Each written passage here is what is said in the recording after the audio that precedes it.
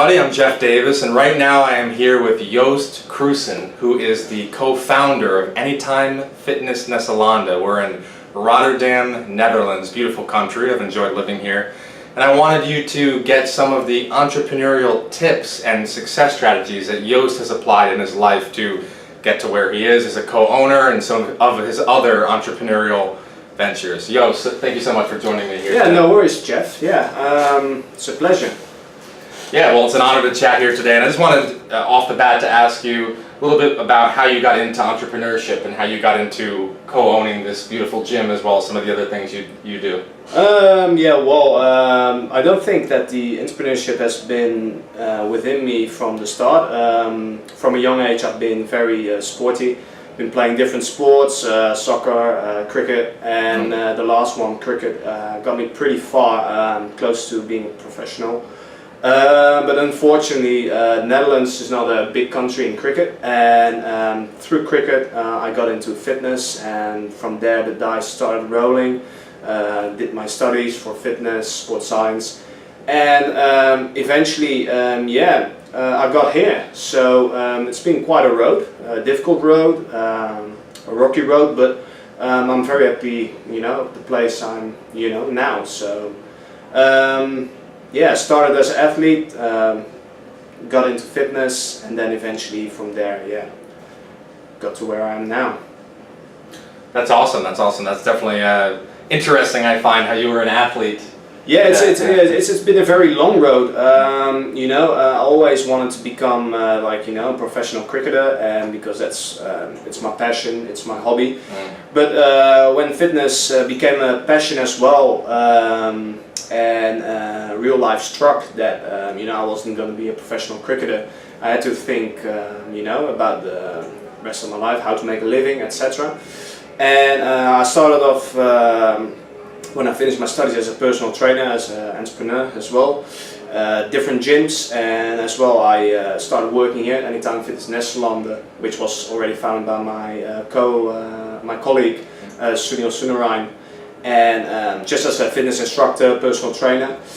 And from there I started working, and I've been working here for a year, and then eventually the opportunity rose to become a co-owner, and actually got to get into the entrepreneurship a little bit more and learn about the things besides just giving training sessions and being an athlete. And I've been very fortunate to work together with my colleague owner Sunil Sunarayan. He's been a very successful entrepreneur himself, and has actually taught me a lot about the entrepreneurship as well.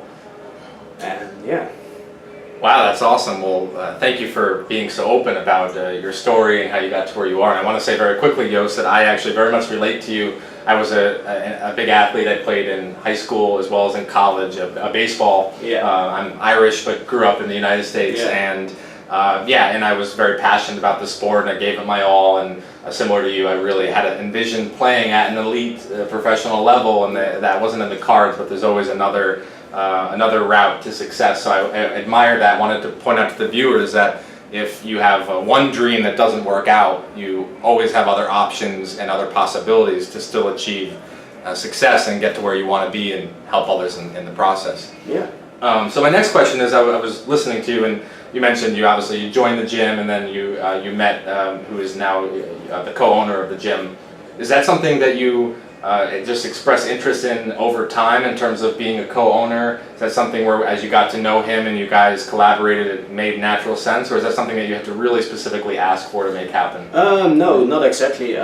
So when we started, I started when the gym was founded, I was here as a fitness instructor, but then eventually the opportunity arose to become co-owner. I think I worked very hard, and I sort of proved myself to the owner then.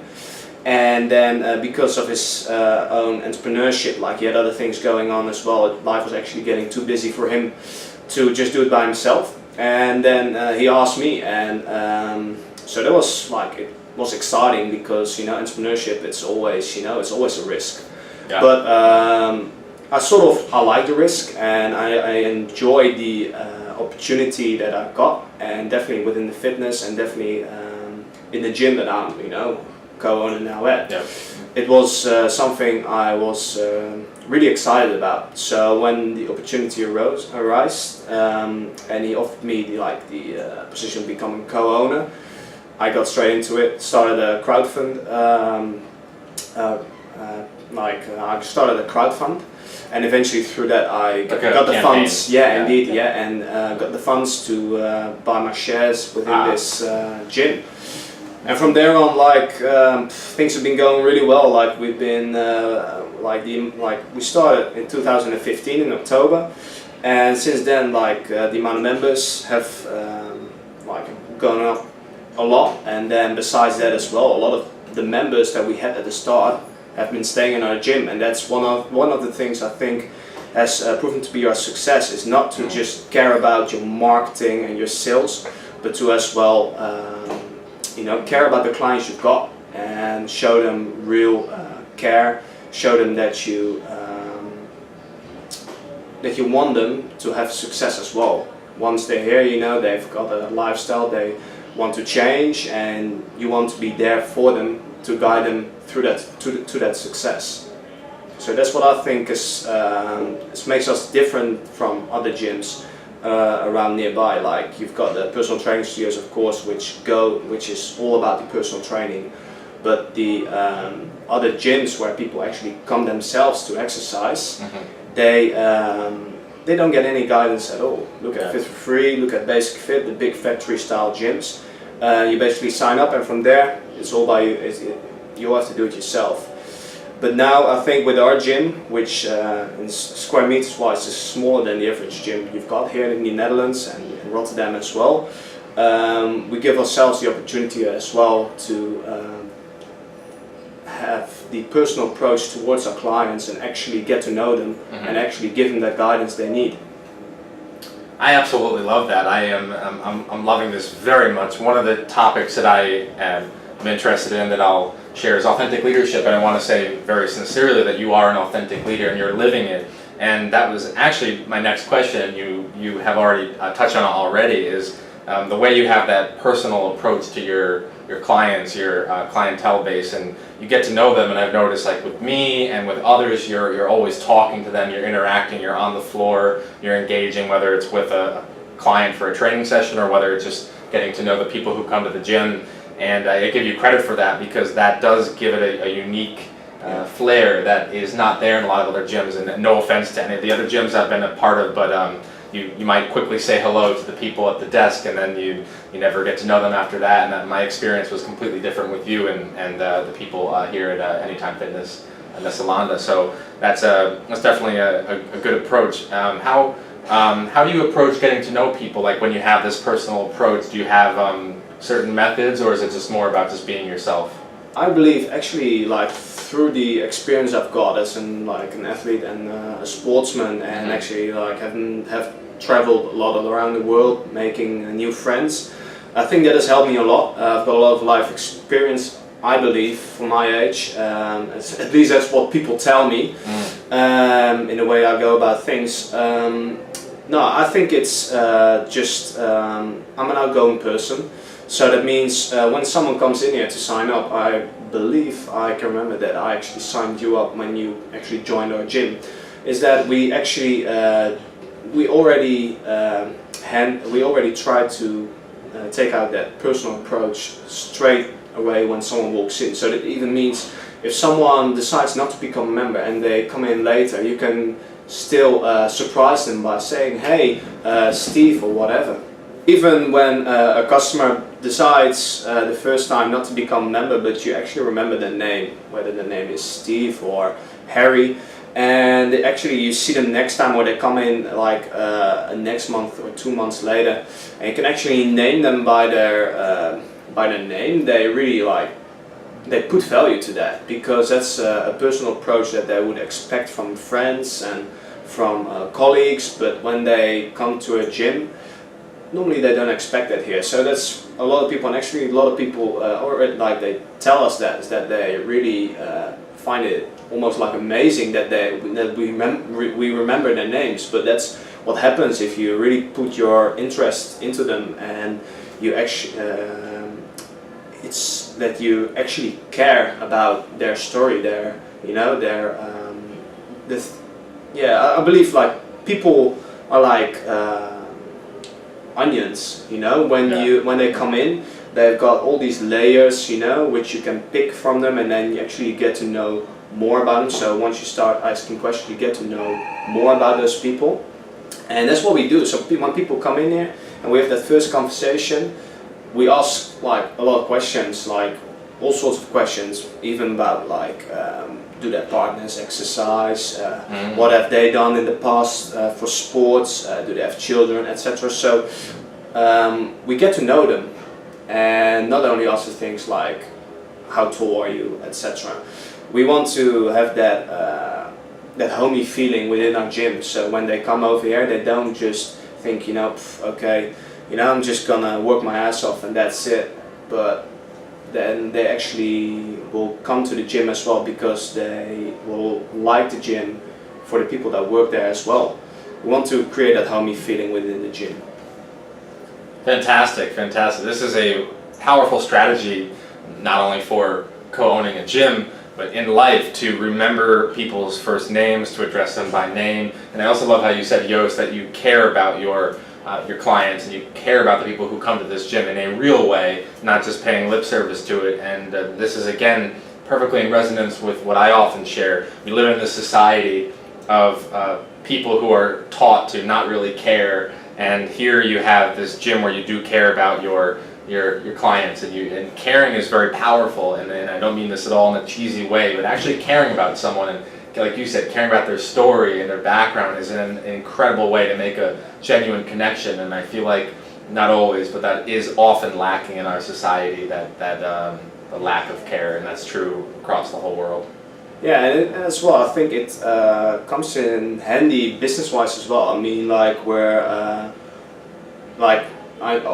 as well, like this is my job, this is what actually feeds me, this which is paying the bills. So I believe it comes in handy when you when you put this approach to work, because of this personal approach that we actually try to hand towards our clients, is that what happens is that the people evaluate it actually so much, is that the marketing does it, itself, like by having the customers have such a great experience that they are going to tell their friends, family about it, and has actually resulted at this gym as well. Like a lot of neighbors, family, friends, they started our gym because they've heard great stories from other customers. They've had all these great stories, and I think that's shown in our little marketing researches. We always ask our clients how did you get to us,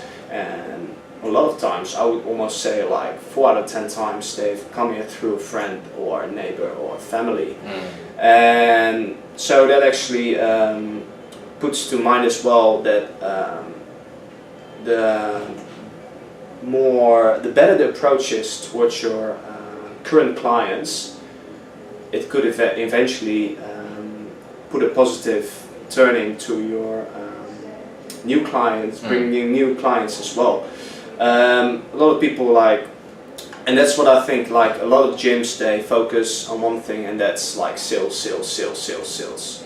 And I mean as well, sales are important, but if you make sure that you get your retention right, so make sure the members you've got, if they stay and they have this amazing experience with your gym, that will eventually result in new clients. Yeah.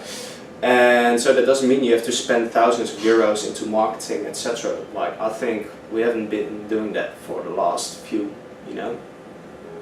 2 years. We've basically just done little pamphlet, campaigns, and maybe some online campaigns, but not a lot. I mean, we've been basically been running on the customer experience mainly. That's amazing. That's amazing. It's awesome to hear you explain how you approach this, and I think it's incredibly valuable the way that you are not only focusing on new customers, but also, like you said, the retention part of it.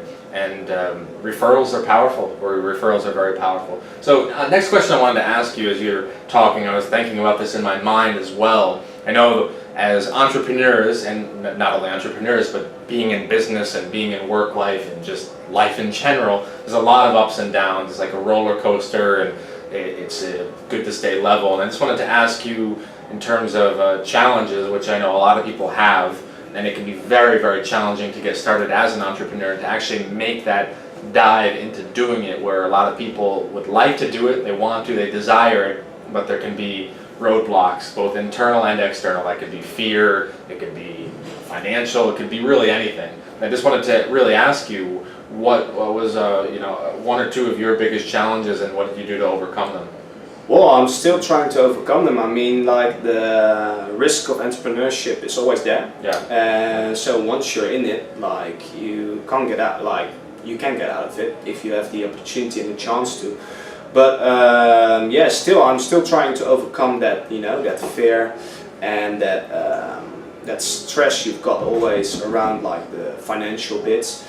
But that's something that you somehow have to learn to deal with, and like, I'm still trying to deal with it, and I know, like many other successful entrepreneurs still have those worries about whether it's gonna be okay or not. But that's life, and I mean, you can remain in that negative mindset or about what the things that can go wrong, but you can as well turn it around and turn those threats or risks into opportunities, and that's by making sure that the clients, I mean, one of the things that are threats to a company like this is that clients decide to leave, and that you actually lose money as well. Yep. But then you can see that as an opportunity as well to actually better the customer experience by actually making sure once a client hasn't been down at the gym for 3 or 4 weeks, you give them a call and ask them, how things been going, and I mean, what's going on? Why haven't you been down at the gym? Like, is there any way we can help you? Can we Can we get you set up with a personal trainer that can actually set up a new program for you to get it back going again? So yeah, the risk of entrepreneurship, like the fear, like I believe it's always going to be there, like the stress, etc. But that's what you choose for. But on the side as well, like, it gives you a lot of freedom as well, instead of like working for like someone. And yeah, so like I believe like the entrepreneurship since about like 20 months ago, like really like got like into me, and on the side, like, I've been doing my little things as well, and I enjoy the risk, like I enjoy the excitement about it. But then as well, it's it does sometimes keep me awake at night, but I think that's normal. Yes, I really appreciate you being open about entrepreneurship and the reality of it, and those were very, very good insights. And pros and cons to everything, and just like anything else, there are pros, some very huge pros to entrepreneurship, and also some very big cons, like keeping you up at night, and I can relate to that as well. And also you're proactive, like you talked about setting up a crowdfunding campaign to get you started. So I like that you're proactive in your approach, and that's definitely interesting the way that you handled some of those challenges. That's very, very useful, and good to remember that there are a lot of ups and downs, but you can, like you said, have that growth mindset, that positive mindset, learn from those challenges, find that hidden opportunity. It can be very useful. Another question I wanted to ask you here as we wrap up the final part of this interview discussion is, I know in our discussions, just talking in various times, I come in here a lot when I can, and I do my workouts as well. I know you told me that in addition to being very actively involved in Anytime Fitness Nesselande, you also are doing things outside of here, and you have all these other great projects and activities you're doing. And I just was wondering what other kinds of entrepreneurial passions or hobbies or activities or goals are you taking part of? I find it very fascinating.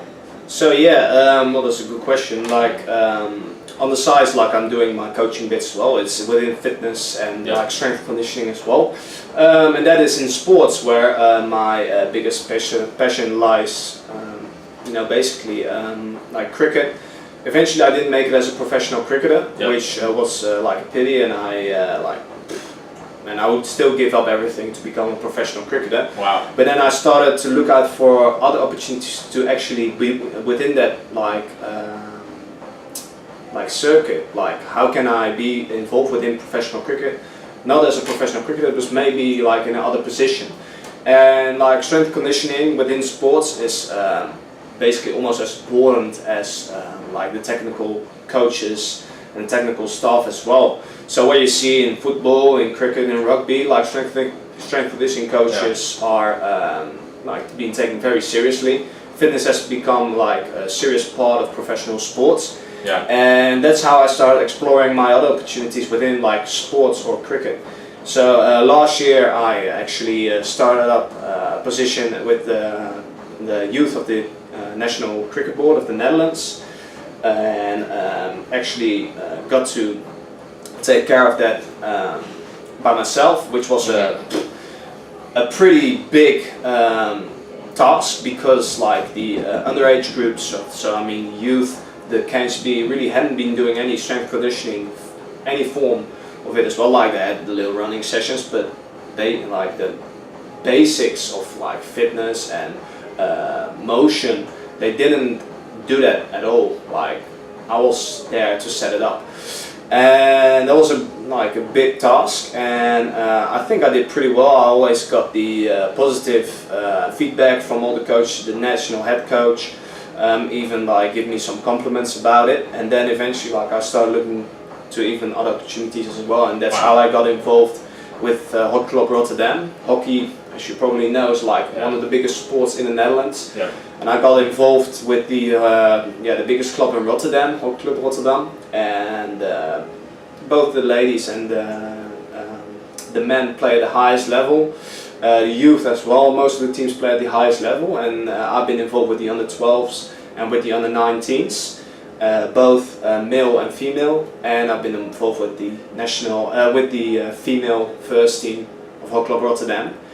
And even that was like a big challenge and a big task, because like you never know when you get there what you're gonna find yourself in, what situation, because things probably had been going like in another way than you are gonna like put in there. Yeah. But that as well, like I still now mainly involved with Hockey Club Rotterdam, not doing my stuff anymore with the KNCB, so the National Cricket Board. I'm still exploring other opportunities, because like you never know when the opportunity you've taken is gonna end, or for whatever reason. So I'm still exploring opportunities. So when an opportunity arises, then I just look at it, see if it's something I can take up besides my thing that I've been that's going on over here, and then decide. I mean, I want to develop myself as a coach, but as well as a person, which means that it doesn't have to be just cricket or just like a gym, to develop myself as a coach and as a trainer, but try all sorts of different things, because that makes you like all round a better coach, I believe. You always take experience from different atmospheres, circuits that you're around with you, and you always find a time that you can apply it, into a new opportunity that you have taken up. That's all incredible information. And for those non-Dutch viewers, by hockey you mean field hockey? Yeah, field hockey. No, not the ice hockey. No.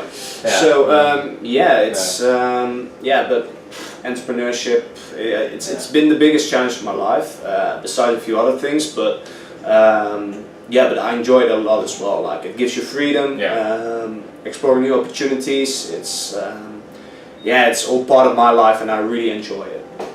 I find it incredible the way that you took this setback, not becoming a professional cricket player, and persisted in becoming a coach, in getting involved and getting noticed around Holland in staying involved in cricket with the youth and in other methods and in other ways. I'm inspired by that because it shows you that there's so many ways to stay involved even when something doesn't work out. And very quickly, this is purely out of my own curiosity, being an athlete, a collegiate athlete myself, what happened for cricket to not work out? Is it just that it's so unbelievably competitive it becomes a crapshoot at the higher levels? That's common in a lot of American sports as well.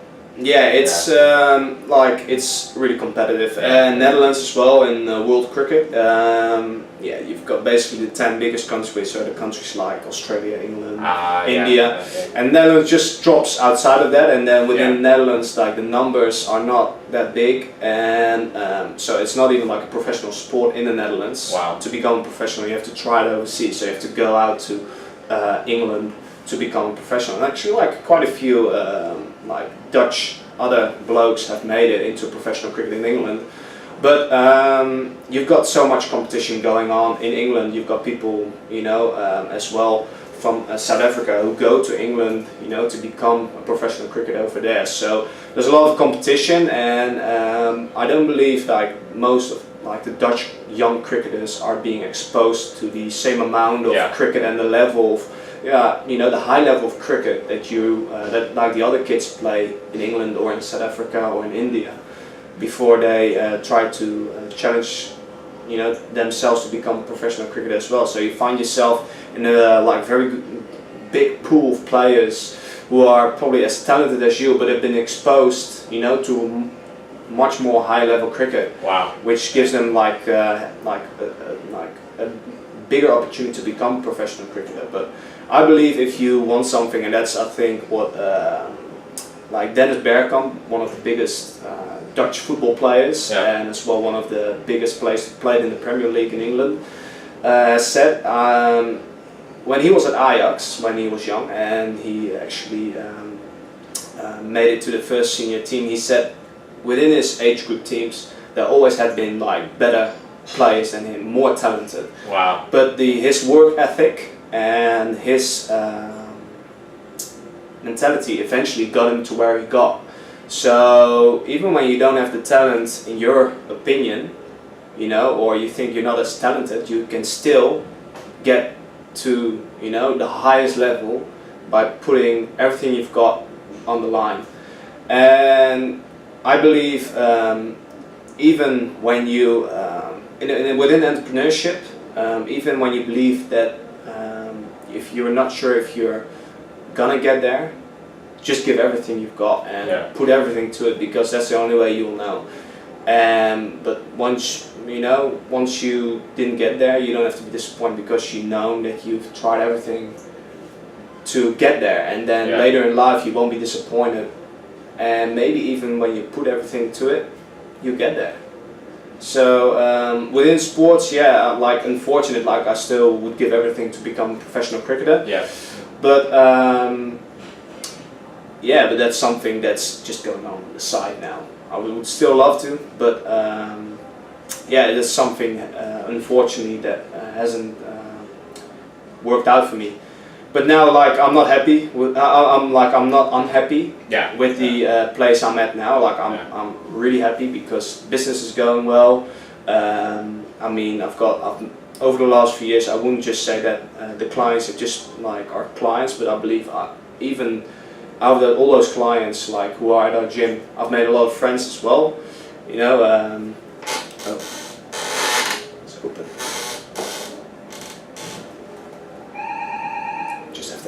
You said I've made a lot of friends as well.